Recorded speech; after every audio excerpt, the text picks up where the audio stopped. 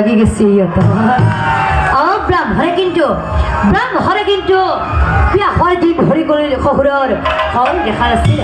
ওৰ ভালো বাক্য আছিল সেইটো পাহৰিছিল বহু কথা ভাবি চিন্তি ব্ৰাহ্মণে কি কৰিলে জানা